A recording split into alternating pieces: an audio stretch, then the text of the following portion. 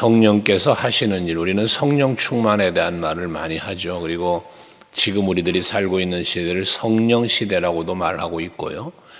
그렇다면 성령 시대라고 말하는 이때, 성령이 일하시는 때를 말하는데 성령은 과연 어떠한 일을 하실까? 구체적으로 말하면 수없이 많은 일을 하시지만 오늘 본문에 말씀하고 있는 성령이 하시는 일을 살펴보면 가장 먼저 연약한 우리를 도우신다라고 말씀하고 있습니다. 우리 인간은 연약합니다. 강한 것 같지만, 대단히 능력 있는 것 같지만 참으로 제한적이고 모든 것이 능력엔 한계가 있습니다. 인간의 능력엔. 그러다 보니 연약할 때가 많죠. 그래서 육체적으로도 영적으로도 우리는 연약한 존재라고밖에 말할 수 없습니다. 근데 그런 연약한 우리를 도우신다라고 말씀을 하고 계십니다. 연약함을 도우신다는 것은 결과적으로는 강하게 하신다는 것이죠. 그래서 강함은, 그 연약함의 강함이 바울이 고백한 것처럼 약할 때 도리어 강함이다라고 말씀하는 것처럼 성령이 도우실 때 나는 약하지만 강해진다는 것이거든요. 그 강함으로 모든 박해와 핍박을 이겨냈고 목숨까지, 죽음도 두려워하지 않는 아주 담대한 무로 사명을 감당하게 되었던 것 아니겠습니까? 이것이 바로 연약함을 도우시는 하나님의 은혜요 능력입니다. 오늘도 여러분들이 하루를 사실 때에 이 성령의 도우심으로 강하고 담대한 신앙의 승리를 이루는 한날이 될 수 있기를 축복합니다. 근데 이렇게 연약함을 도우시는 방법이 뭐냐? 우리를 위하여 친히 간구해 주신다는 겁니다. 왜 우리의 연약함을 돕는다고 했는데 우리의 연약함이 뭐냐? 마땅히 기도할 바를 알지 못하나라고 말씀을 해요. 우리가 여기 마땅이라는 것은 당연히 기도를 해야 되는 것인데도 불구하고 기도를 하지 않는다는 거죠. 그러니까 또는 무엇을 기도해야 할지를 모르는 이러한 연약함이 우리에게 있다는 거예요. 야고보 사도가 말하는 것처럼 너희가 얻지 못하면 구하지 않았기 때문이요라고 말하잖아요. 구하면 되는데 구하지 않는 약함이 우리에게 있다는 거예요. 또 한편 구하였지만 얻지 못한다. 이건 뭡니까? 잘못 구했다는 거예요. 그러니까 지혜의 약함, 지식의 약함, 또는 능력의 약함, 다양한 이 연약함을 하나님은 아시는데 이렇게 기도를 할 줄 모르는 우리를 위해서 성령이 말할 수 없는 탄식으로라는 표현을 했어요. 말할 수 없는 탄식으로라는 것은 참으로 심한 탄식이라는 거죠. 그만큼 우리의 연약함을 안타까워 하시는 거예요. 우리가 기도하지 못하는 걸 안타까워 하시고 잘못 기도하는 것을 안타까워 하시는 성령의 그 탄식을 말합니다. 예수께서 기도를 우리에게 가르쳐 주신 것처럼 너희는 이렇게 기도해라 라고 가르쳐 주셨잖아요. 그때 기도에 대한 비유를 하죠. 바리새인들은 어떻게 기도하는가? 사람들에게 보이려고 기도한단 말이에요. 외식적인 기도를 한단 말이에요. 이게 연약함의 기도예요. 이게 잘못된 기도입니다. 근데 너희는 어떻게 하라? 골방에 들어가서 기도해라. 사람에게 보이려고 하지 말고 하나님께 기도해라 라는 것이 거잖아요. 그러면서 주기도문을 가르쳐 주신 거잖아요. 이렇게 기도하라 하면서. 그렇게 기도하지 못하는 우리의 연약함을 아시는 성령께서 탄식하며 친히 우리를 위해 기도하신다는 겁니다. 우리가 기도하고 있지요. 날마다 새벽마다 나오셔서 여러분 기도하시잖아요. 그런데도 불구하고 성령은 우리들을 위해서 지금도 기도하고 계신다는 사실을 말씀해 주고 있습니다. 그래서 우리가 살아요. 약하지만 부족하지만 우리는 그 성령의 역사하시며 기도하시며 우리를 위해 도우시는 은혜로 우리는 살고 있는 것입니다. 여러분들 오늘도 성령의 그 도우시는 은혜가 임하기를 축복합니다. 이렇게 기도하시고 도우시면서 또 27절에 보면 마음을 살피시는 이가 성령의 생각을 아시나니 그래요. 뭐예요? 우리의 마음을 살펴요. 우리의 마음을 아셔요. 그래서 하나님은 우리의 하나님의 말씀에 대해 히브리서 4장에 말하지만 마음과 생각을 아신다, 감찰하신다라고 말하잖아요. 그 마음과 생각을 감찰하신 하나님께서 그 모든 우리의 원하고 바라는 것을 다 이루어 주시는 또 약속도 말씀하고 있지요. 시편 37편에서도 말씀하시고 여호와를 기뻐하라 그리하면 네 마음의 소원을 이루어 주시리라 라고 말씀을 하시잖아요. 그리고 또 빌립보서 4장에서도 모든 지각에 뛰어난 하나님의 평강이 너희의 마음과 생각을 지키시리라 라고도 말씀합니다. 이게 바로 성령이 우리의 마음의 생각을 아시고 그것을 도우시고 계신다는 겁니다. 그래서 성령의 생각을 아셔서 이는 성령이 하나님의 뜻대로 성도를 위해 간구하신다. 이 앞에 말한 것처럼 우리는 하나님의 뜻과 거리가 먼 기도를 하는 이런 연약함이 부족함이 있다는 거죠. 그런데 성령은 모든 걸 아시기 때문에 하나님의 뜻을 알기 때문에 그 하나님의 뜻에 합당하게 우리를 위하여 간구하신다는 거예요. 그래서 성령이 우리를 위하여 간구하시고 우리를 도우시기 때문에 그 성령의 은혜와 능력을 힘입어 우리는 뭐에 하나님의 뜻을 분별할 수 있는 능력이 생기는 거죠. 그리고 그 뜻을 분별하니 그 분별한 대로 살 수 있는 능력도 베풀어 주시는 분이 바로 성령이시라는 겁니다. 그래서 우리는 늘 기도할 때 하나님의 뜻을 헤아릴 수 있는 기도를 해야 되고 그 뜻을 헤아리고 깨달았으면 그 헤아리고 깨닫게 하시는 이가 성령이시니까 깨닫게 하신 대로 그 뜻을 알게 하신 대로 분별한 대로 살 수 있는 능력도 달라고 우리는 기도를 해야 된다는 것입니다. 왜 우리는 그렇잖아요. 깨닫기는 하는데 깨닫은 대로 살지 못하는 게 많아요. 우리는 늘 깨닫기는 해요. 그런데 그 깨달아서 아멘도 해요. 그러나 그대로 살지를 못하는 약함이 우리에게 있단 말이에요. 하기 때문에 깨달은 대로 내가 살 수 있도록 해달라는 기도가 꼭 필요하다 그 말이에요. 예수께서도 겟세마네 동산에서 십자가라는 큰 사명을 앞에 놓으시고 기도하시잖아요. 이 잔을 할만하시거든 피하게 해주세요. 그러나 내 뜻대로 마시고 아버지가 원하는 대로 하세요. 이게 하나님의 뜻을 찾고 그 뜻을 이루어가는 기도 아닙니까? 그렇게 기도할 때 어때요? 거기 보면 겟세마네 동산에 예수님의 기도에도 주의 사자가 와서 그 기도를 돕더라라고 말씀하잖아요. 주의 사자가 와서 주님 예수께서 기도하는 걸 돕더랍니다. 그게 바로 깨달은 대로 하나님이 원하시는 대로 내가 이 십자가를 가겠습니다라고 기도하게 하시고 뭐 하는 거예요? 그 길을 걸어갈 수 있도록 도우시는 거죠. 이것처럼 여러분들께서도 하나님 앞에 하나님의 뜻을 깨닫는 기도도 해야 되지만 깨달은 대로 살 수 있는 하나님의 뜻대로 내가 살 수 있는 그것이 십자가를 지는 고난이라 할지라도 그것이 뜻을 이루는 것이 내가 힘든 상황이 환경이 뭐 내 육체 한계가 힘든다고 할지라도 그것을 견뎌내고 이겨낼 수 있도록 우리는 기도해야 된다는 것입니다. 우리들은 항상 주의 뜻대로 살고 믿음을 지키며 살려 하다가도 무엇 때문에 나는 핑계거리가 항상 생겨요. 그 모든 핑계거리를 내가 이겨내면서 갈 수 있는 힘은 성령의 능력이란 말씀입니다. 그 능력을 여러분이 힘있지 않고는 모든 상황 핑계거리 앞에 다 무너져 내리는 거예요. 피곤하다, 바쁘다, 힘들다. 여러분 모든 상황들이 여러분들로 하여금 하나님의 뜻을 깨달은 대로 사는 길을 가로막는다고 말이거든요. 그걸 가로막는 예를 들어 다니엘 같은 경우를 생각해 보십시오. 내가 하나님 앞에 늘 기도 생활을 하길 원합니다. 근데 왕이 그만 어인을 찍어서 공포를 했네요. 기도하면 죽인대요. 그러니까 당분간 내가 쉴게요. 할 수 있잖아요. 상황 앞에 무너지는 신앙이라면. 그러나 다니엘은 그러지 않잖아요. 그 친구들도 마찬가지예요. 일정한 시간을 정해놓고 상황을 요것만 넘어가면 될 테니까요. 금신상 앞에 잠깐 그냥 절하는 척만 할게요. 하며 갈 수도 있지 않겠습니까? 이게 일제시대 때 신사참배 같은 일들이 벌어졌던 것 아니겠습니까? 이것처럼 우리들도 상황 앞에 어떤 환경 앞에 어떤 일 앞에 어떤 나 자신의 그 주어진 모든 것들 때문에 이런 무엇 때문에라고 말하는 그 때문에가 우리가 하나님의 기쁨이 되는 일을 가로막고 내가 하나님의 뜻을 이루어가는 길을 가로막는 일을 하게 된다라 그 말입니다. 여러분 그것을 뛰어넘는 신앙이 되어야 합니다. 그래야만 여러분들은 이기는 신앙생활을 하는 거예요. 공동묘지 가면 핑계 없는 무덤이 없다잖아요. 마찬가지예요. 하나님의 일을 하지 못하고 하나님의 뜻대로 내가 살지 못하는 핑계거리가 많아요.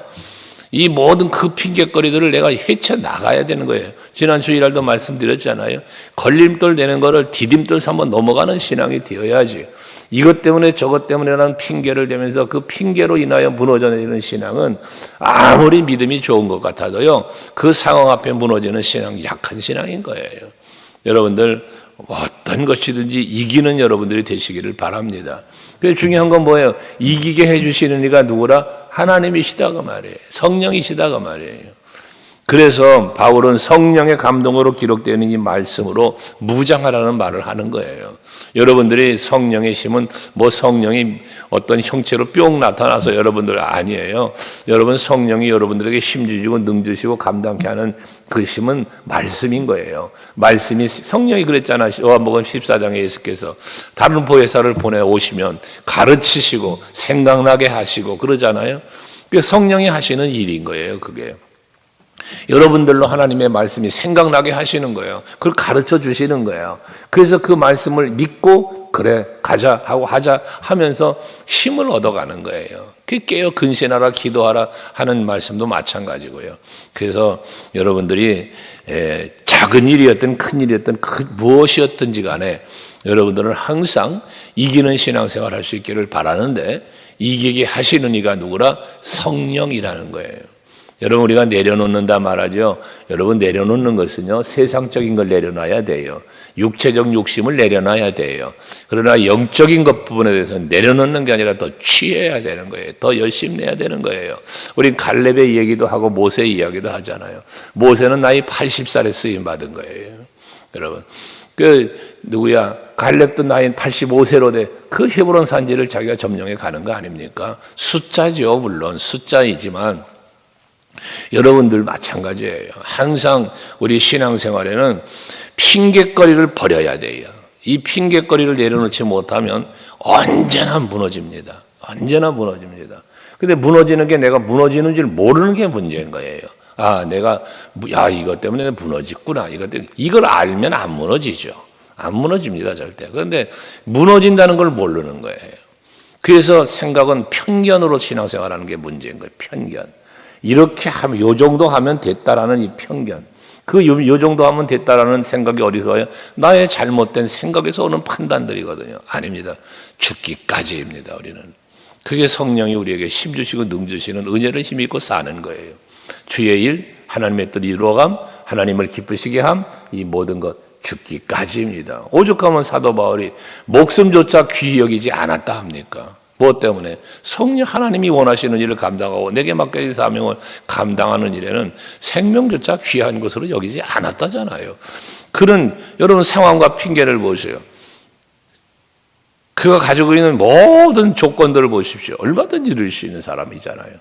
근데 그걸 내려놓은 거예요. 육체적인 것, 세상적인 걸 내려놓았지 하나님의 기쁨, 하나님의 영광, 하나님의 뜻을 이루는 걸 내려놓는 게 아니다 말이에요. 그래서 여러분들 하나님의 뜻을 잘 분별할 수 있도록 그 뜻이 또한 이루어지도록 성령은 도우시니 그 뜻을 따라 살아가는 여러분들이 되시기를 바랍니다. 28절도 말하잖아요. 이 말씀이 26절 말씀과 28절 말씀이 제가 감남산에서 기도하다가 하나님께 이 말씀의 응답을 받고 목회를 시작한 거예요. 언제나 하나님은 나를 도우시는데 28절 말씀이 확신을 준 말씀이거든요. 여러분 같이 한번 읽어보실래요? 28절 시작. 우리가 알거니와 하나님을 사랑하는 자 곧 그의 뜻대로 부르심을 입은 자들에게는 모든 것이 합력하여 선을 이루느니라. 할렐루야죠. 여러분 하나님을 사랑하는 자, 여러분 하나님 사랑하시잖아요. 그러니까 하나님을 사랑하는 자 여러분이에요. 이 대상이 하나님께서 도우시고 여기 합력하여 선을 이룬다고 그랬는데 합력하여 선을 이루는 대상이 누구냐? 하나님을 사랑하는 자란 말이에요. 그럼 여러분이 하나님 사랑하신다면 여러분이 그 대상자인 거예요.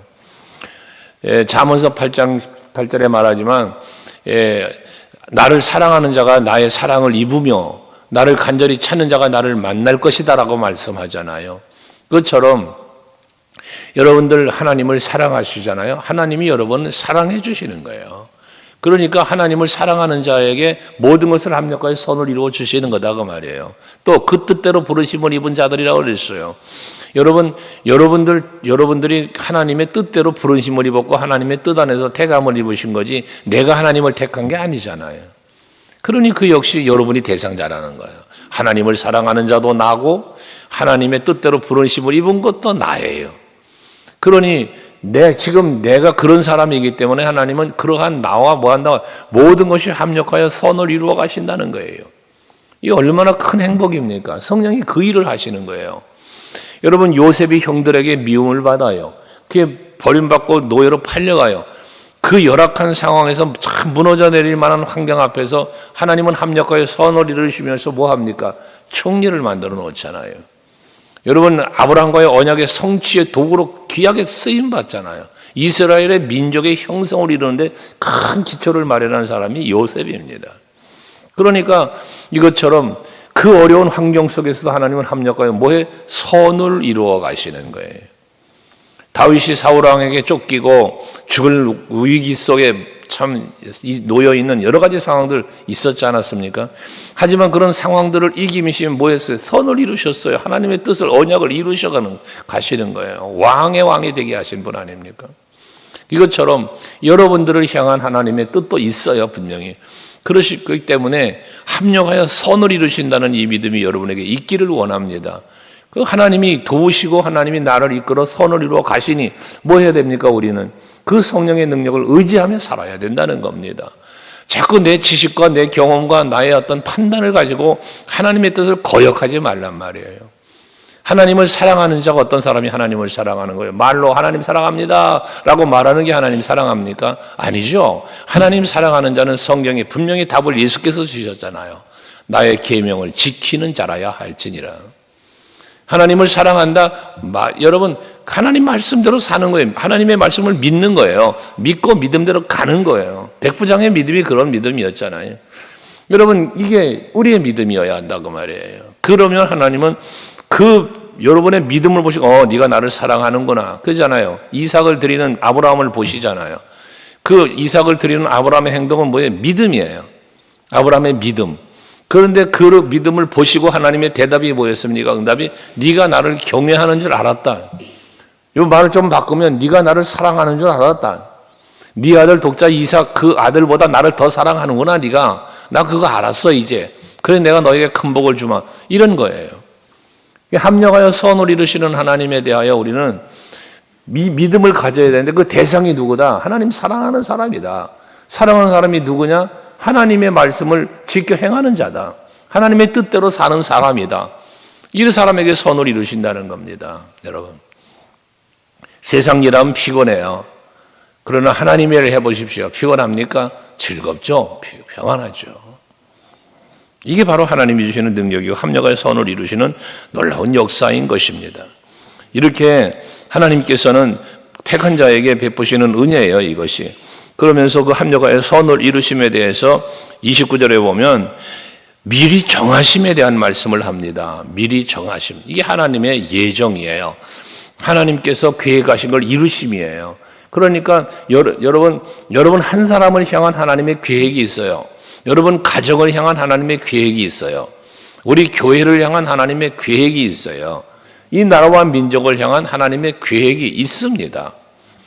선한 것은 선하게 쓰시고 악한 것은 악하게 쓰시는 거예요. 하나님이 그대로 쓰시는 거예요. 그러시면서 뭐 하는 거예요? 하나님의 뜻을 이루어 가는 거예요. 그러니까 여러분들이 항상 하나님 앞에 기도해야 될 거를 제가 말씀드린 게 있잖아요. 우리가 하나님 앞에 쓰임 받기를 기도할 때 항상 귀하고 크고 선하게 라는 기도를 꼭 하시라고 말씀드렸잖아요.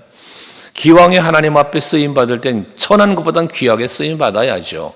작은 것보단 크게 쓰임 받아야죠. 악하게가 아니라 선하게 쓰임 받아야죠. 바로 이러한 부분들을 놓고 여러분들이 늘 기도하시라는 거 아닙니까?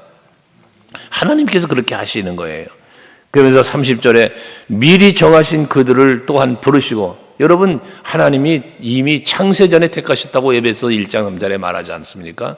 미리 정하신 그들을 부르셨어요. 여러분 미리 정하여진 택함 받은 자들이에요. 이게 얼마나 감사한 일이에요 이게요. 부르시고 부르심으로 끝난 것이 아니라 부르신 그를 의롭다고 하시고 여기서 의롭다 하시는 과정에 뭐가 있습니까? 예수 십자가에 엄청난 은혜와 사랑이 있는 거예요. 예수님이 십자가를 지시고 나의 죄인인데 내가 죄인이었는데 죽은 자였는데 그러한 나를 부르셔서 의롭게 하시려고 뭐해서 예수가 십자가를 지신 거예요. 이게 엄청난 은혜와 사랑이죠. 이렇게 의롭게 하시고 이 의롭게가 죄 사함이에요. 이 의롭게가 여러분 우리가 하나님의 자녀됨이에요. 그러면서 의롭게 하신 거로 끝난 게 아니라 그 다음 뭐라 영화롭게 하셨다라고 말씀합니다. 이 영화롭게 하시면 무엇입니까? 믿음의 승리자, 앞에서 말씀드렸던 이기는 신앙생활을 하는 여러분이 되게 해주셨다는 거예요. 이기는 자에게 주시는 기쁨이 있잖아요. 이기는 자가 누리는 영광이 있잖아요. 여러분 그렇게 만들어 주신다는 거예요. 그러므로 여러분들 하나님께서 나를 부르셨어. 그리고 나의 죄를 사해서 의롭게 하나님의 자녀가 되게 만드셨어. 그 다음 단계 이름은 영화롭게 한다. 이게 이기게 하신다는 거잖아요. 이기게. 승리의 계가를 부르며 하나님 나라 이르기까지. 그게 영화로움이죠. 그래서 여러분들 다시 말씀드립니다. 우리는 지금 성령 시대에 살고 있어요. 성령이 여러분을 돕고 계세요. 여러분에서 기도하실 뿐만 아니라 여러분들로 하나님의 뜻을 이룰 수 있도록 하시고 그러면서 여러분들로 하여금 정말 하나님이 예비하신 그 영화로운 자리까지 이르도록 인도하시는 분이 바로 성령이시다. 오늘도 그러한 성령의 인도함을 받아 여러분들이 성전에 와 계신 거고 오늘 하루도 사실 거예요. 그런 성령의 역사를 믿음의 눈을 들어 바라보시고 또한 여러분들의 육체적으로 연약한 손을 내밀어 그 성령을 붙잡고 주와 동행하는 오늘 하루가 될 수 있기를 주의 이름으로 축복합니다. 기도하겠습니다.